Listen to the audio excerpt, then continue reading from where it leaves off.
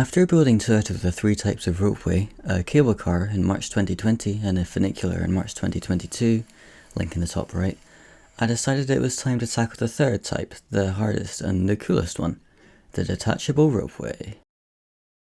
I tried making one in March last year, but I quickly realised I didn't have the pieces or the patience, so I quickly gave up. But in November I tried again, more seriously this time. I started with the bend at the end of the station, and the grip of the cabin.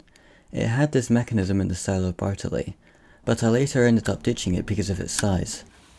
I then built a simple frame for the station which has remained relatively unchanged so that I could test the cabin rounding the bend on the chain. Next I redesigned the cabin with opening doors, which I later also ended up abandoning because it was too complex and heavy. A few months passed without much progress, but by March I redesigned the grip to be more similar to a Doppelmayr or Leitner style system, which was much more low profile.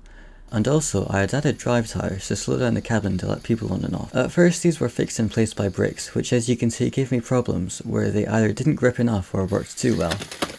I fixed this by having them free to move up and down with elastic bands holding them in place. Then came the outer rail which stabilizes and opens the grip to let the cable out, and a wheel that contacts the cable so that the whole system can be driven by just a rope, not a motor. This mechanism would be changed a lot. I removed the rope for a bit just so I could concentrate on the rest of it, and I also removed it from the base plate and built a brick-built base for it, which was a lot sturdier and easier to screw into a plank of wood if I ever want to put this outside. At this point I added rails and drive tires to the other side too, so that the cabin could be sped up again after rounding the bend. Around the end of March I added the rope back in and changed the gondola cabin to a chair because it's about half the weight and uses a third of the parts, and the cabin would have put too much strain on the rope in a full circuit.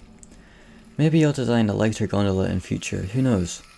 Adding the rope back in has been a source of plenty of problems to solve and heads to ache. That brings us up to now, the end of April.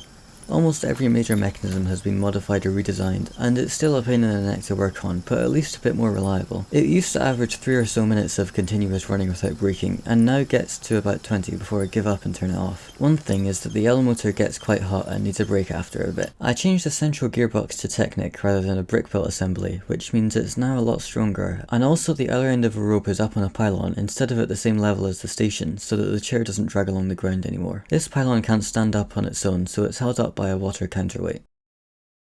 It currently has about 30 gears and a bit under 300 chain links. I need to order a lot of wheels and 2x4s to extend it with more pylons, which I might get around to. That's it for this update.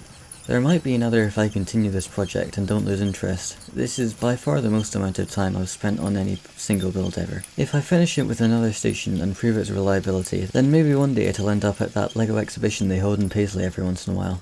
See you later.